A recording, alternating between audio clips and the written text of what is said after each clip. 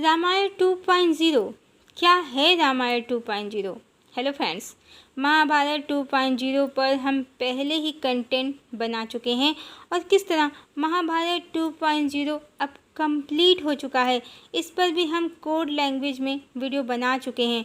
और अब हम आपके लिए रामायण 2.0 भी लेकर आए हैं।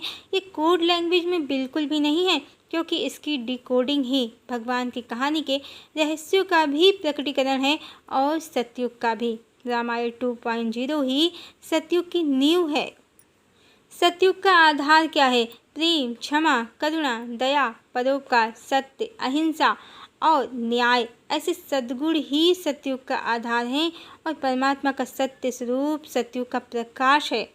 इस समय सनातन का लोप हो गया है, इसीलिए मनुष्य समझते हैं कि ईश्वर कोई पुरुष है जिसने आसमान में अपना कोई लोक बना रखा है, जहां वो और उसके फॉलोअर्स मजे करते हैं, जहां वो अपनी हजारों करोड़ों स्त्रियों संग प्रेमालाप करता है और धरती पर मनुष्य कर्मों के फल काटते रहते हैं।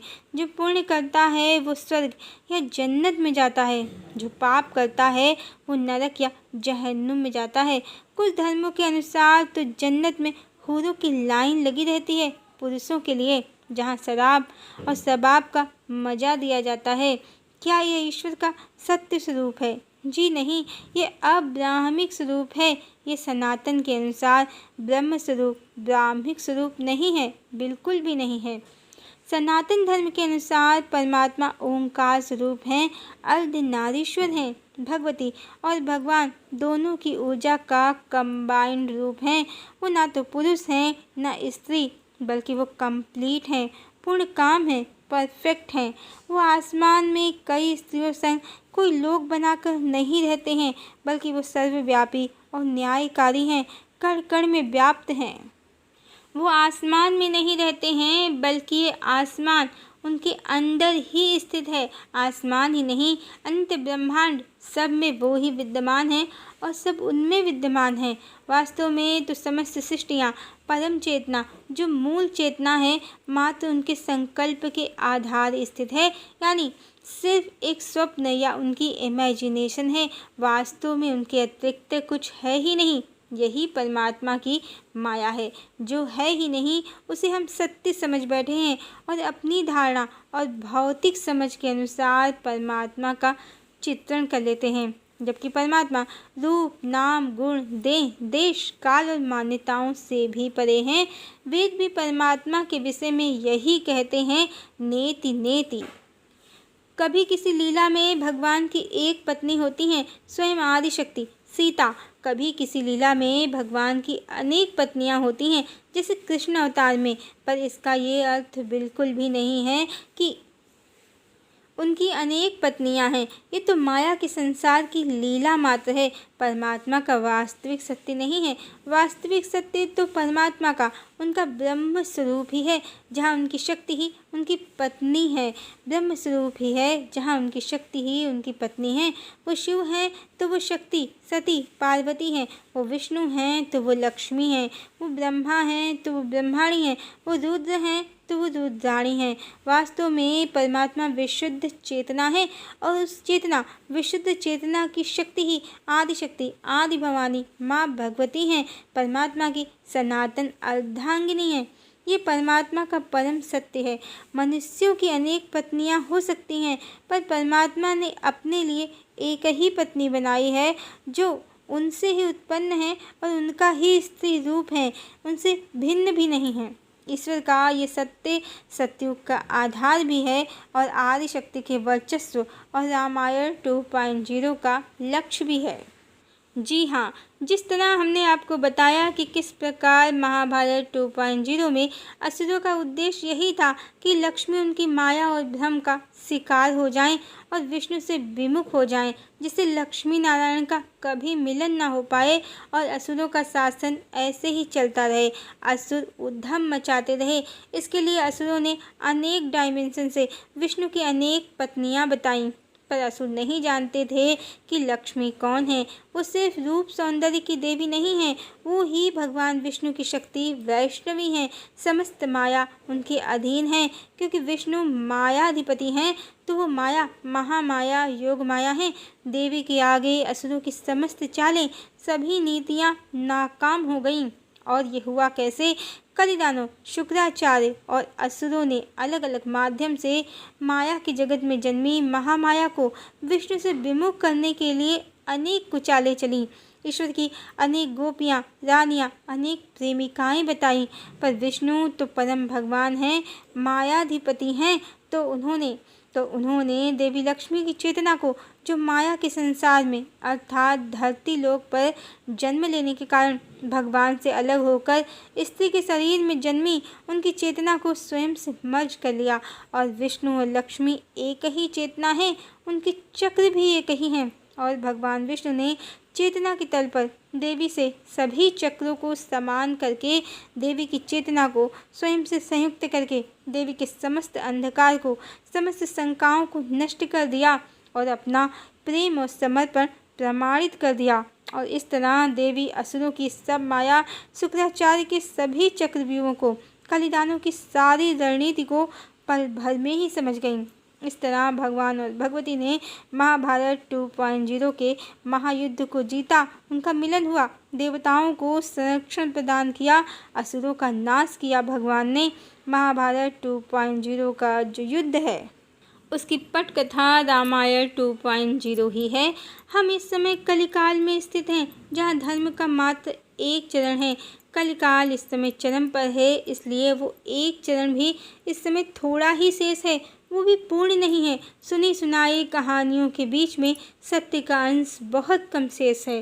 रामायण 2.0 सिर्फ कलिकाल की रामायण नहीं है, बल्कि इसका संबंध, विशेष संबंध द्वापर युग से भी है, त्रेता युग से भी है। इस समय समाज में ईश्वर को लेकर जो भी विचार हैं, उनमें से ज़्यादातर शुक्राचार्य और कलिदानों की देन है। जैसे सीता परित्याग, अग्नि परीक्षा, ये दोनों ही कहानियाँ पूर्णतया झूठी हैं। इन पर वीडियो बनाए हैं, चैनल पर अवेलेबल हैं, आप देख सकते हैं। इसी तरह श्री कृष्ण की अनेक प्रेमिकाएं और श्री कृष्ण की रानियां, देवी लक्ष्मी का विभाजन है। ये सब कलिदानों और शुक्राचार्य की रणनीति और चक्रव्यूह का ही हिस्सा है, उसी का कार्य है। जैसे अग्नि परीक्षा झूठ है, सीता परित्याग झूठ है, वैसे ही श्री कृष्ण की कई प्रेमिकाएं थीं, ये भी झूठ है। और श्री कृष्ण की रानियां, देवी लक्ष्मी का विभाजन है, ये तो महाझूठ है। जब शिव या राम विभाजित नहीं होते हैं, विष्णु विभाजित नहीं होते हैं, तो शक्ति या सीता भी विभाजित नहीं होती हैं, लक्ष्मी भी विभाजित नहीं होती हैं। सत्य सरल है और बहुत स्पष्ट है। भगवान राम का एक पत्नी व्रत भगवान विष्णु के समर्पण का प्रमाण है।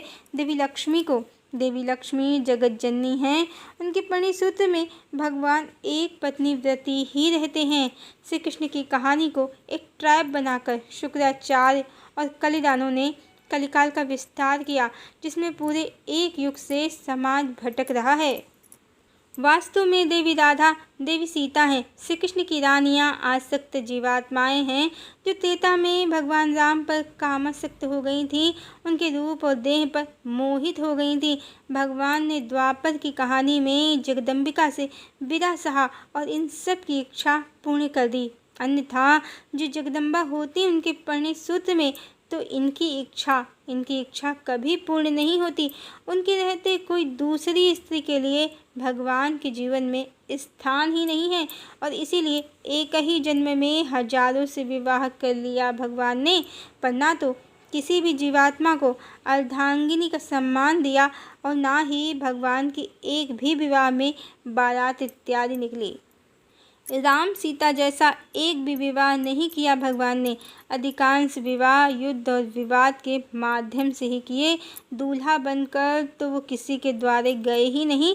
पहले ये स्त्रियां द्वारिका आईं, फिर भगवान ने इनसे विवाह किया।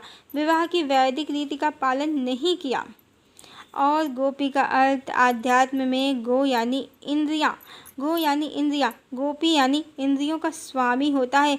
जिसने इंद्रियों पर विजय पाई है, वही ईश्वर को प्राप्त कर सकता है। आध्यात्म में एक योगी ही गोपी होता है।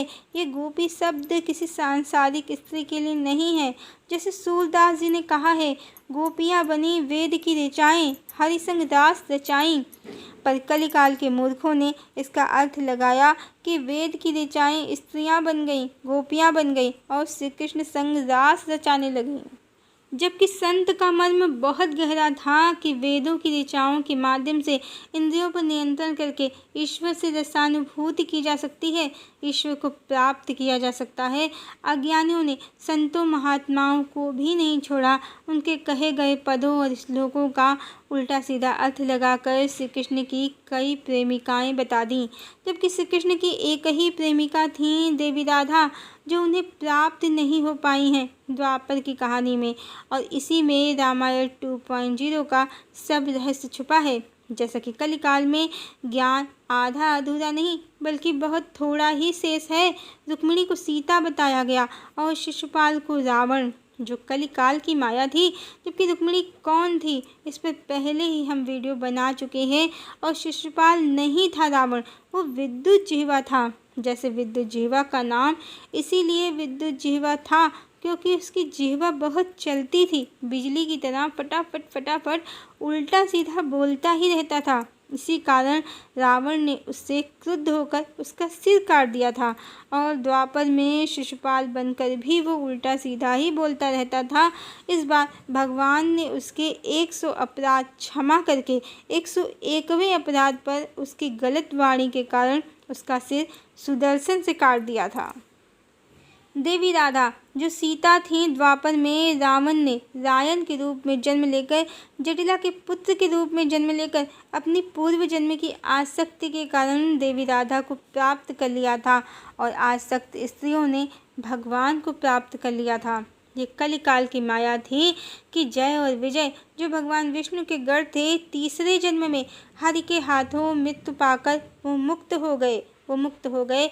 ऐसा नहीं है, वो आसक्त जीवात्माएं थीं और उनकी आत्मा जब चौथा युग कलिकाल पूर्ण होगा तब अपने उद्देश्य को प्राप्त करेगी, पर मुक्ति को फिर भी नहीं, क्योंकि वो मुख्य पात्र हैं जो भगवान की हर जन्म की कहानी के मुख्य खलनायक हैं।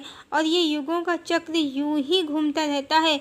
बस किसी जन्म में वो प्रतापभानु राजा बनकर अत्यंत धर्ममय हो जाता है रावण, और किसी जन्म में रावण बनकर महापापी। भगवान के हाथों मरने से भी मुक्ति नहीं मिलेगी जब तक हृदय में ज्ञान का प्रकाश न हो।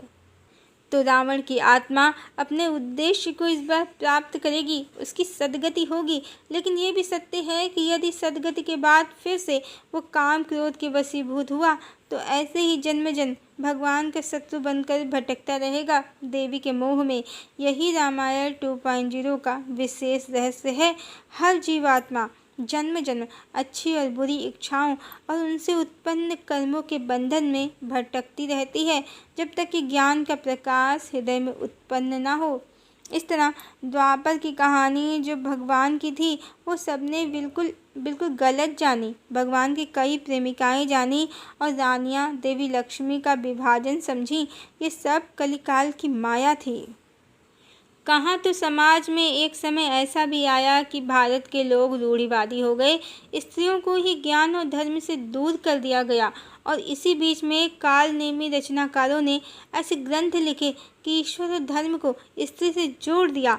एक तरफ स्त्रियां ज्ञान से वंचित हो गईं, दूसरी तरफ भगवान बहुपत्नीवादी हो गए। परमात्मा का भगवती से युक्त स्वरूप कालनेमियों द्वारा मात्र समाज में भोगों की वृत्ति को बढ़ाने के लिए छुपा दिया गया, पुरुषों द्वारा अनेक विवाहों की सहमति प्राप्त करने के लिए।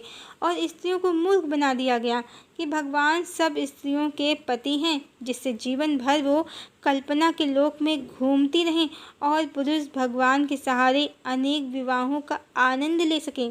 जबकि सत्य यही है कि परमात्मा अर्धनारीश्वर हैं और हर जीवात्मा अर्धनारीश्वर यानी शिव शक्ति का मिलन है।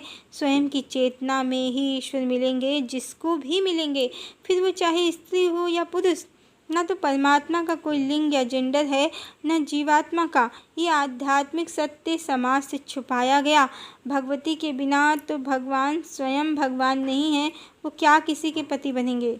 भगवान श्री कृष्ण की कहानी को 180 डिग्री से घुमाकर पूरे कलिकाल में, पूरे एक युग में लोगों को कली की काली माया में ट्रैप किया गया, कली के अनुयायियों द्वारा। और इसी ट्रैप को, कली के काले माया जाल को तोड़ने के लिए ही भगवान की कहानी कुछ इस तरह से रची गई है इस बार कि चूँकि द्वापर में सब आसक्त स्त्रियों की इच्छा द्वापर में ही पूर्ण हो गई है, पर रायन की इच्छा पूर्ण नहीं हुई थी, क्योंकि भले ही उसने देवी राधा को प्राप्त कर लिया था, पर पूर्व जन्म के कृत्यों के कारण वो नपुंसक था, पाकर भी वो देवी को पा नहीं सका था। उसकी अधूरी कामना ही रामायण 2.0 का बेस है इस बार। इसीलिए उसने फिर से अधूरी कामना के कारण देवी को प्राप्त कर लिया, पर भगवान ने इस बार कोई विवाह ही नहीं किया। कहानी में अब कोई आसक्त जीवात्मा नहीं है, और यदि है तो भी इस अवतार में या इस युग में उसकी इच्छा भगवान ने पूर्ण नहीं की है। कारण जो कलिदानो शुक्राचार्य ने काली माया खेली है, भगवान की अनेक पत्नियां बताई हैं। भगवान का अर्धनारीश्वर देवी भगवती से संयुक्त रूप संसार से छुपाया है, देवी भगवती का सत्य संसार से छुपाया है, जो कलिकाल के विस्तार का कारण है। तो उसी काली माया का नाश करने के लिए ही भगवान ने, जब कहानी अनुसार उनको देवी इस बार प्राप्त नहीं हुई, तो उन्होंने विवाह भी नहीं किया है, और महाभारत 2.0 तो समाप्त हो गया है। कैसे, ये हमने प्रीवियस वीडियो महाभारत 2.0 देवासुर संग्राम में बता दिया है। पर रामायण 2.0 की समाप्ति के साथ ही पूर्ण सतयुग धरा पर लग जाएगा। भगवान विष्णु ने देवी लक्ष्मी को चेतना के तल पर पूर्ण रूप से प्राप्त करके असुरों को परास्त कर दिया है, और देवासुर संग्राम समाप्त हो गया है। पर रामायण 2.0 की समाप्ति के साथ ही श्री कृष्ण की कहानी का सत्य और रहस्य सब संसार में सर्वविदित भी हो जाएगा, और भगवान अपनी देवी को लेकर अपने परम धाम भी चले जाएंगे। रामायण 2.0 के नायक भगवान हैं और नायिका भगवती हैं, रामायण की तरह ही। और भगवान की एक ही पत्नी हैं भगवती। ये सत्य समस्त जगत में इसी के साथ प्रमाणित भी हो जाएगा और स्थापित भी हो जाएगा।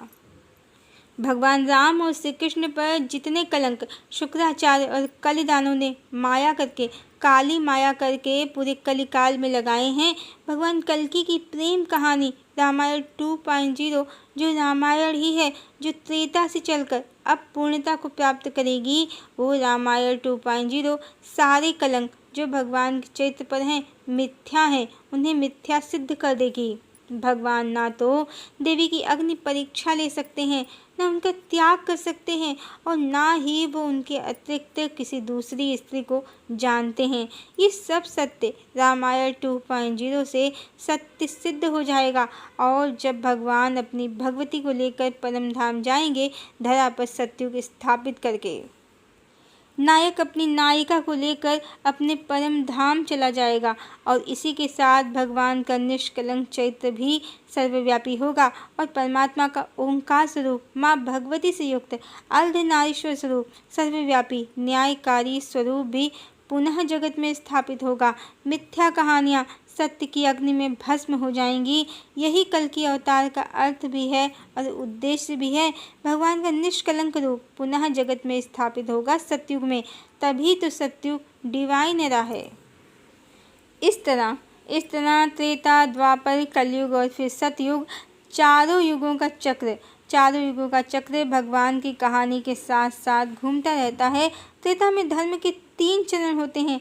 मनुष्य देवी सीता के चरित्र पर संदेह करने लगते हैं, आदि शक्ति का अपमान करते हैं, उनको चेतना निम्न होने से पहचान नहीं पाते हैं।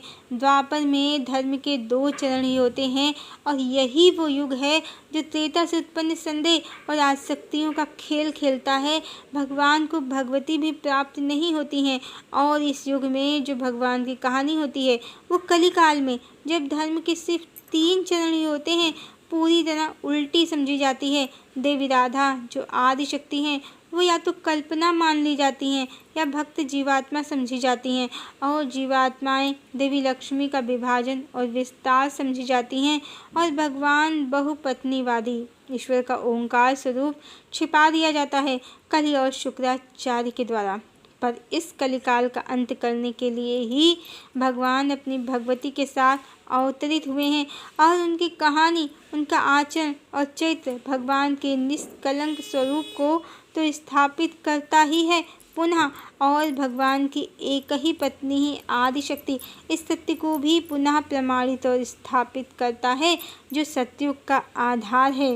इस तरह रामायण 2.0 जीवात्माओं के पुनर्जन्म, इच्छा, आसक्ति और उसके कारण भगवान की बदलती कहानी का रहस्य तो बताती ही है, साथ ही भगवान का निष्कलंक देवी भगवती से संयुक्त स्वरूप ओंकार स्वरूप भी बताती है जो सतयुग का आधार है। और भगवान की कहानी रामायण 2.0 जो रामायण ही है, उसका उद्देश्य है मनुष्यों की चेतना को जागृत करना, उन्हें कलि के प्रभाव से, उसकी काली माया से मुक्त करना। महाभारत 2.0 कोड लैंग्वेज में हमने पहले ही आपको बता दिया है, पर आज हमने आपको रामायण 2.0 भी डिकोड करके बता दिया है। हमारा बताया ईश्वर का ये सत्य ही सतयुग का आधार है, ये 1001% निश्चित है। हरिओम।